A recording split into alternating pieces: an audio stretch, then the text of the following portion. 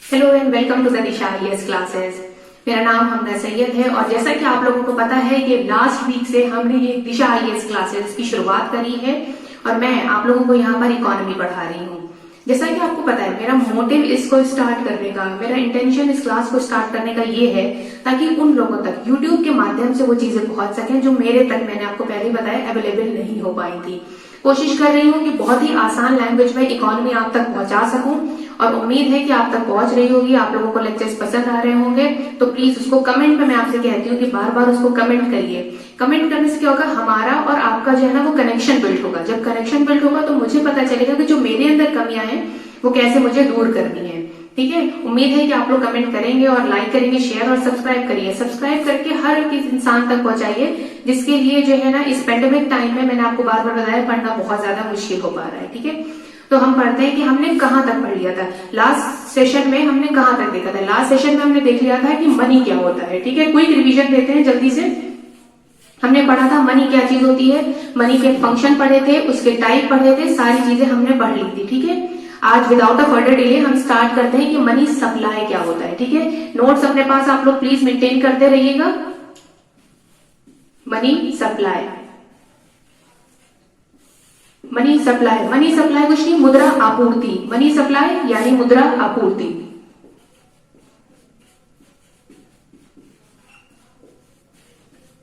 देखिए, मुद्रा आपूर्ति, मनी सप्लाई। मनी सप्लाई कुछ भी नहीं है, धन की कुल मात्रा क्या कहलाती है, मनी सप्लाई।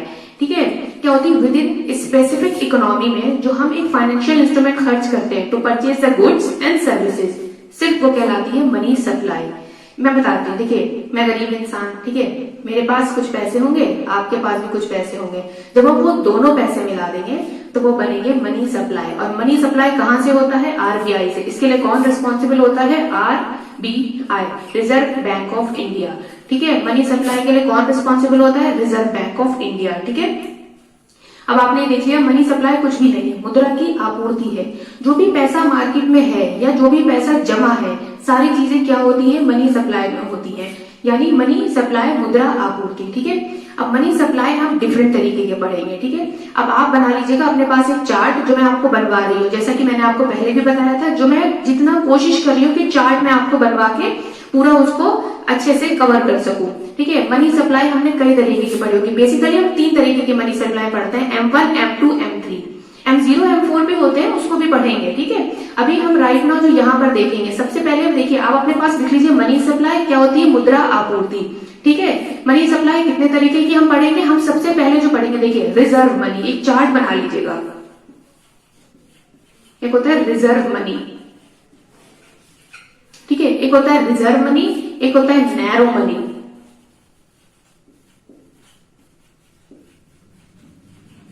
ठीक है, रिजर्व मनी, एक होता है नैरो मनी, तीसरा होता है ब्रॉड मनी।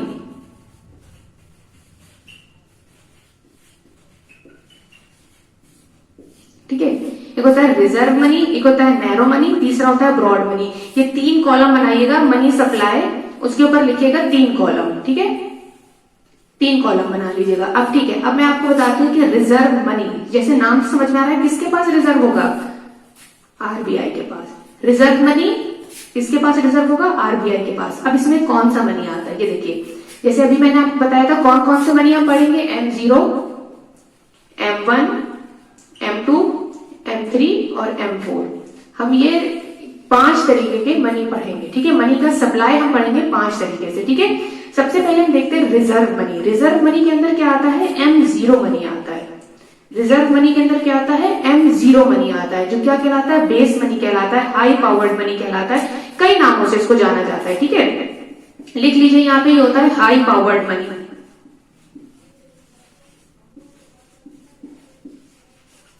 यही है हाई पावर्ड मनी या बेस मनी। ठीक है, हाई पावर्ड मनी या बेस मनी। अब इसके अंदर क्या क्या चीजें आती हैं, देखिए, अब हमने पढ़ लिया बेस मनी या M0 मनी, तो अब इसके अंदर क्या चीजें आती हैं, देखिए M0 के अंदर सबसे पहले क्या चीजें आएंगी, जो करेंसी सर्कुलेशन में है।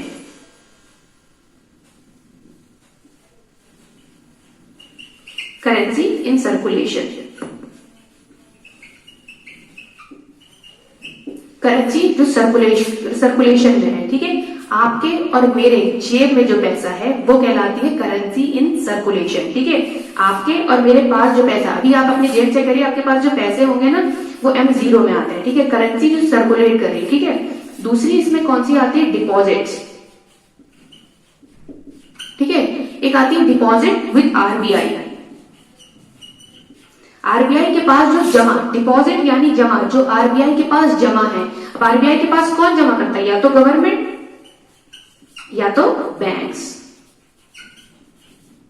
ठीक है, या तो गवर्नमेंट या तो बैंक्स। हालांकि अभी RBI का नया रूल आया है कि हम लोग भी उसमें अकाउंट खोल सकते हैं। वो चीजें सारी बात की है, जब RBI पढ़ाऊंगी तो पूरे डिटेल से उसको बताऊंगी।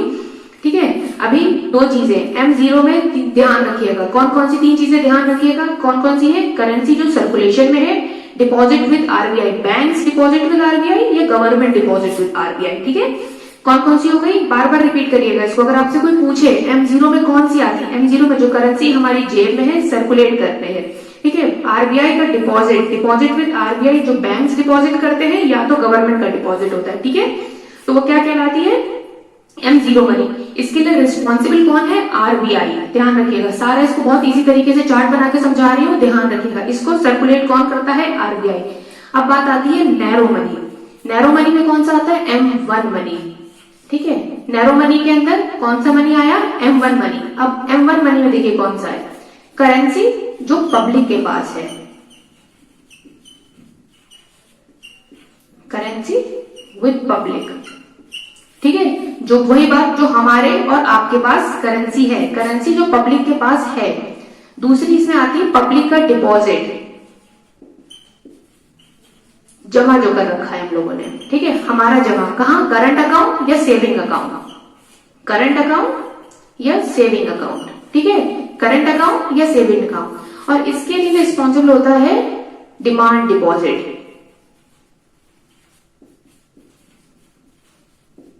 ठीक है, डिमांड डिपॉजिट। अच्छा, एक मिनट रुकते हैं यहाँ पर। आपने दो चीजें सुनी होंगी, एक होता है टाइम डिपॉजिट, एक होता है डिमांड डिपॉजिट। चलिए मैं आपको एग्जाम्पल से बताती हूँ। देखिए, मेरे घर के पास एक बैंक है, फॉर एग्जाम्पल ले लेते हैं PNB बैंक। ठीक है, अच्छा हाँ, PNB बैंक का तो घोटाला सभी को याद होगा, PNB बैंक। ठीक है, तो मैंने क्या करा, डिमांड डिपॉजिट किया। मैं गई बैंक के पास, मैंने बोला, फॉर एग्जाम्पल वहां का कोई भी वो है, बैंक का मैनेजर है, तो मैंने उससे बोला, for example let's say Mishra ji नाम रख लेते हैं। ठीक है, मैंने बोला, मिश्रा जी मुझको जो है अपना, जो मैंने बैंक में जो पैसा जमा करा था वो मुझे चाहिए, मुझे अपनी एजुकेशन के लिए चाहिए है। मिश्रा जी ने बोला, ठीक है, ले जाओ डिमांड डिपॉजिट। ठीक है, हमने डिमांड, जो हमारा डिपॉजिट था उसके ऊपर हमने डिमांड करी, तो मेरा जो पैसा था वो हमें मिल गया, कैश निकाल लिया हमने पूरा, वो हो गया डिमांड डिपॉजिट। लेकिन रुकते हैं, यहाँ पर एक बात है कि जो हमारे मिश्रा जी है वो बेवकूफ नहीं है। उन्होंने बोला, ऐसा करो ना, तुम जो हो अपना कुछ पैसा ऐसा करो, कुछ टाइम के लिए फिक्स कर दो। मैंने कहा ठीक है, मुझे ये बात अच्छी लगी। तो उन्होंने बोला कि हम कुछ टाइम या अवधि के बाद तुम्हें जो है उस पर कुछ ब्याज देंगे, इंटरेस्ट देंगे। मैंने कहा ठीक है। तो वो उन्होंने बोला टाइम, एक होता है डिमांड डिपॉजिट, दूसरा होता है टाइम डिपॉजिट। ठीक है, एक होता है डिमांड डिपॉजिट, दूसरा होता है टाइम डिपॉजिट।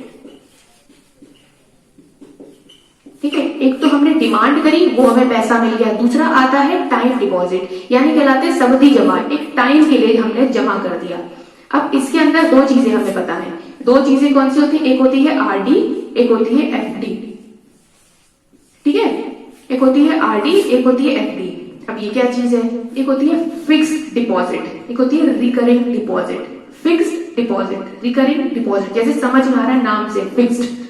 देखिए बताती हूँ, इसका भी एग्जाम्पल बहुत आसान देती हूँ। जैसे देखिए, एक किसान है, वो बेचारा अपनी खेती करता है, 3-4 महीने अपनी फसल उगाता है, उसको काटता है और जाके मंडी में बेच आता है। जब वो मंडी में बेचता है तो उसको एक अमाउंट मिलता है। ठीक है, और वो अमाउंट क्या करता है, अपने घर लेकर आता है, कुछ अमाउंट तो वो अपने घर के खर्चे के लिए रख लेता है, और एक चंक, एक पूरा उस अमाउंट का एक चंक निकाल के अलग कर देता है, कहता है ये मैं जाकर FD करा दूंगा, फिक्स्ड डिपॉजिट।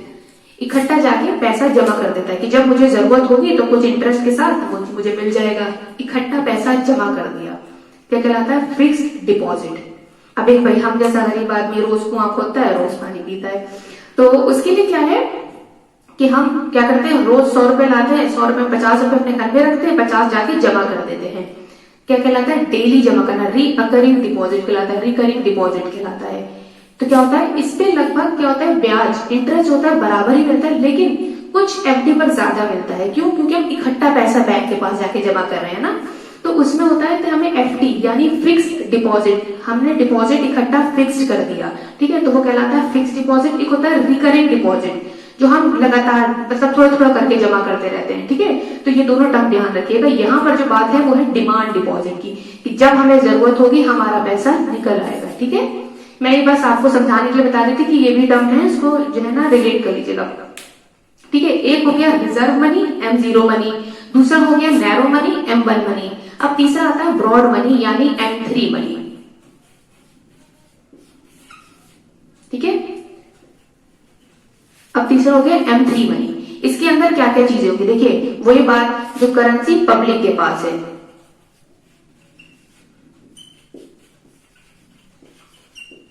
करेंसी जो पब्लिक के पास है, और इसके अंदर आता है जो हमारा पब्लिक का डिपॉजिट है, वही बात पब्लिक का डिपॉजिट भी इसी में आता है,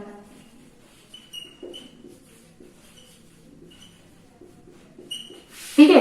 पब्लिक डिपॉजिट इसके अंदर आया, और इसके अंदर आता है टाइम डिपॉजिट, ध्यान रखिएगा इसके अंदर आता है प्लस एफडी एंड आरडी, ये दोनों क्या है, टाइम डिपॉजिट है, एफडी और आरडी, ठीक है। इसीलिए बताया था यहाँ पर कि आप लोगों को यहाँ पर कंफ्यूजन ना हो, ठीक है। ये होता है एफडी और आरडी, ठीक है। अब हमारे पास 3 हो गए। अब हमारे पास कौन से बचे, M2 बचा और M4 बचा।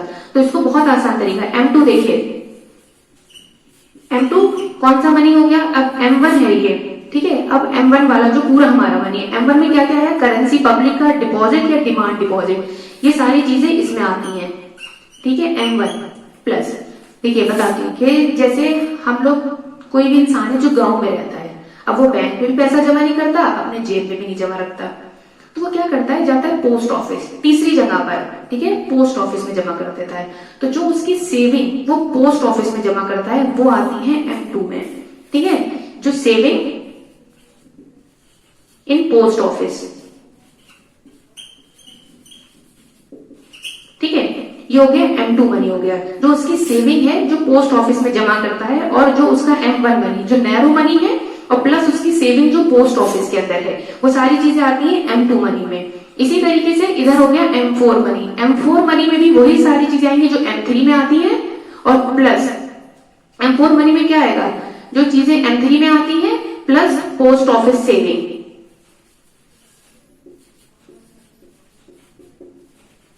ठीक है, ये इसके अंदर आएंगे। M4 के अंदर कौन कौन से आ गई, M3 वाला पूरा आ गया, एफडी आरडी सारी चीजें जो हम जमा कर देते हैं, और प्लस पोस्ट ऑफिस में जो भी हमने पैसा जमा करा है वो सारी चीजें इसके अंदर आ जाती है, ठीक है। नैरो मनी के लिए क्या इंपॉर्टेंट है, डिमांड डिपॉजिट, ठीक है, और इसके लिए रिजर्व मनी के लिए, या इसे जो है हाई पावर्ड मनी भी कहते हैं, बार बार बता रही हूँ, अगर पूछा जाए कभी क्वेश्चन की हाई पावर्ड मनी क्या है, तो पता होना चाहिए कि रिजर्व मनी M0 वाले की बात हो रही, जो आरबीआई के पास है, ठीक है।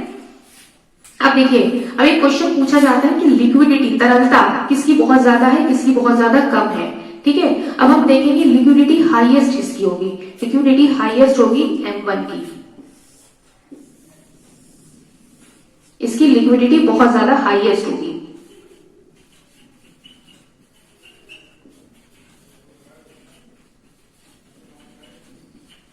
ठीक है। इसकी M1 की लिक्विडिटी सबसे ज्यादा हाईएस्ट होगी, क्यों होगी अब आपको बताती हूँ। देखिए, अगर क्या होता है, आरबीआई क्या करता है, जैसे आरबीआई है, एग्जाम्पल देके बता रही, आरबीआई क्या करता है, अपने इंटरेस्ट रेट को अगर बढ़ा देता है, ध्यान से सुनिएगा, इंटरेस्ट रेट्स को, ब्याज दरों को अपने बढ़ाता है, तो क्या होता है, मार्केट में लिक्विडिटी कम होती है, लोग क्या करते हैं, जल्दी जल्दी जाके आरबीआई के पास पैसा अपना जमा करते हैं, बैंक्स में जाके पैसा जमा करते हैं, है ना। तो वहां पर क्या होगा, इतनी ज्यादा लिक्विडिटी नहीं होगी, बहुत ज्यादा मार्केट में पैसा नहीं आएगा, ठीक है। अब क्या होगा, यहाँ पर इतना ज्यादा तो वो नहीं रहा, डिमांड डिपॉजिट हम जब चाहे निकाल लेंगे, उसकी लिक्विडिटी है, और लोएस्ट लिक्विडिटी होती है किसकी, होती है M3 और M4 की, इसकी होती है लोएस्ट लिक्विडिटी।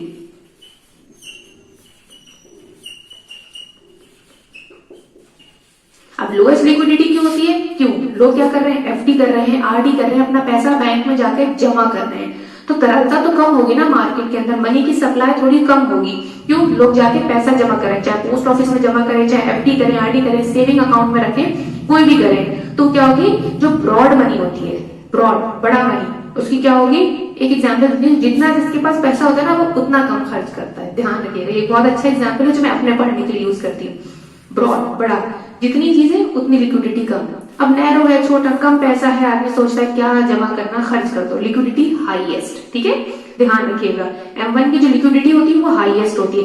M0 को इसमें हम कंसीडर नहीं करते हैं, ठीक है, क्योंकि वो तो रिजर्व है RBI के पास, ठीक है। तो मैंने आज आपको ये पूरा चार्ट बता दिया है। इसके बाद जो हम शुरू करेंगे वो करेंगे RBI से शुरू। RBI पढ़ेंगे, CRR पढ़ेंगे, SLR पढ़ेंगे, विद डेफिनेशंस आपको सारी चीजें बताती जाऊंगी। और ये चार्ट प्लीज आप अपने पास जरूर बना लीजिएगा, ठीक है, ये चार्ट बहुत जरूरी है। एक चीज और आपको बताऊं कि देखिए ये जो M2 मनी है, ये जो M2 मनी है, M2 मनी में क्या क्या है, M1 पूरा आया, ठीक है, और plus saving with post office. अब अगर आपसे क्वेश्चन पूछा जाए कि M1 ज्यादा होता है कि M2 ज्यादा होता है, तो आप सोचिए, बहुत अच्छा एग्जाम्पल सामने है। M1 तो पूरा इसी में आ गया, और प्लस और सेविंग जो हम पोस्ट ऑफिस में कर सकते हैं वो भी। तो ध्यान रखिएगा, क्वेश्चन अगर कभी कुछ पूछा जाए, M2 इज ग्रेटर देन हमेशा M1, ठीक है, M2 ज्यादा होता है M1 से, ठीक है। तो अब इस प्लीज चार्ट को अपने पास बना लीजिएगा, और नेक्स्ट क्लास में हम आगे से कंटिन्यू करेंगे, ठीक है। जब तक के लिए इसको पढ़िए और पुरानी चीजें रिवाइज करते रहिए बार बार, ठीक है। आप चाहें तो इसका एक बार स्क्रीनशॉट ले लेते हैं, मैं हट जाती हूँ, इसका एक बार स्क्रीनशॉट पूरा आप लोग ले ले। उम्मीद है ले लिया होगा। अब इसको आप बनाइएगा अपने पास और पढ़िएगा आराम से। बाकी का चीजें जो है ना नेक्स्ट क्लास में बताया, जैसे मैंने RBI से कंटिन्यू करूंगी, यहाँ से कंटिन्यू करूंगी, इतनी सारी चीजें समझा दी है, रिजर्व मनी के बारे में बता दिया। अब बताऊंगी कि RBI कैसे काम करता है, क्या चीजें होती है, ठीक है। Thank you.